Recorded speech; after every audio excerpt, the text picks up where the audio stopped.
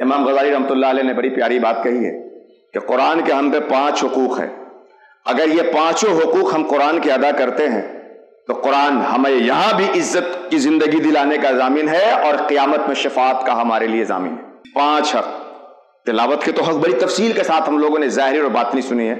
من جملہ قرآن کے 5 حق: نمبر 1 تصدیق قرآن، نمبر 2 ترتیل قرآن، نمبر 3 تفہیم قرآن، نمبر 4 تعمیل قرآن، اور نمبر 5 تبلیغ قرآن۔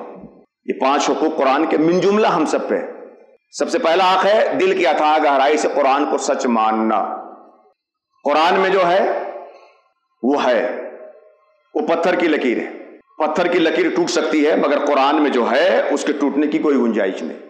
تصدیق قرآن، قرآن پہ یقین اپنے اندر پیدا کریے۔ سمجھ میں بات آ رہی ہے قرآن کی تب بھی یقین، اور نہیں سمجھ میں آ رہی ہے تب بھی یقین۔ شیخ عبدالحق محدث دہلوی نے بڑی پیاری بات تکمیل الایمان میں کہی ہے کہ سمجھنے کی بنیاد پر یقین کرنا وہ سمجھ پہ ایمان لانا ہے۔ سمجھنے کی بنیاد پر یقین کرنا وہ سمجھ پہ ایمان لانا ہے۔ قرآن پہ ایمان کا مطلب، رسول اللہ پہ ایمان کا مطلب یہ ہے کہ سرکار نے فرما دیا ہمیں یقین کر لینا ہے، قرآن میں آ گیا ہمیں یقین کر لینا ہے۔ سمجھ میں آئے تو ٹھیک ہے، نہ سمجھ میں آئے تو اپنی سمجھ کو قصوروار قرار دینا ہے۔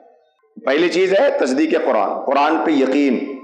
دوسری چیز آپ پڑھیے، پڑھنے کے آداب بہت سارے سنے، اللہ توفیق دے۔ تیسری چیز سمجھیے اس کو، اور سمجھنے کا سب سے شروع والا مرحلہ ہوتا ہے اس کے ترجمے سے شروع کیجئے، اور اس کی انتہا تو پھر کوئی ہے ہی نہیں، تدبر تک اور آخر جہاں تک چلے جائیے۔ چوتھا مرحلہ یہ ہے کہ جب آپ سمجھ گئے تو تعمیل قرآن، اس پہ عمل کریے۔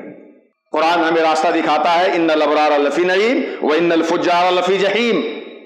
تو جہنمیوں کے راستے سے بچیے اور جنت کی طرف، اللہ کی طرف لے جانے والے راستے پہ چلیے، تعمیل قرآن۔ اور 5واں حق قرآن کا ہے تبلیغ قرآن، قرآن کی تبلیغ کریے۔ اللہ نے آپ کو علم دیا ہے، اس علم سے قرآن کو لوگوں میں پھیلائیے۔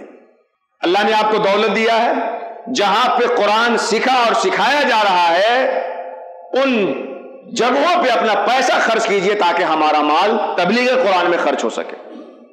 علم بھی نہیں ہے، ہمارے پاس دولت بھی نہیں ہے، اللہ نے اولاد کی نعمت دی ہے، اپنے اولاد کو قرآن کا عالم بنائیے تاکہ ہماری اولاد قرآن کی تبلیغ کر سکے، قرآن کی خدمت کر سکے لوگوں کے بیچ۔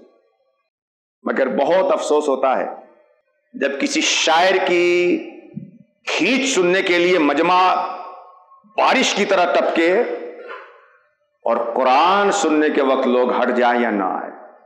بڑا دکھ ہوتا ہے کسی امت اور کسی انسان کے کلام کو سننے کے لیے بالقصد آئیں اور قرآن پڑھا جا رہا ہو اور اس مجلس سے بلا کسی ضرورت شدیدہ کے نکل جائیں۔ اللہ سبحانہ و تعالیٰ کی بارگاہ میں دعا ہے کہ مولا کریم ہم سبھی کو قرآن سے رشتہ ایسا مضبوط کر دے کہ وہ قرآن ہمیں تیری صفتوں کے سانچے میں ڈھالنے کا ذریعہ بن جائے۔ اللہ سبحانہ و تعالیٰ ہمیں کہنے سے، آپ کو سننے سے زیادہ عمل کی توفیق عطا فرمائے۔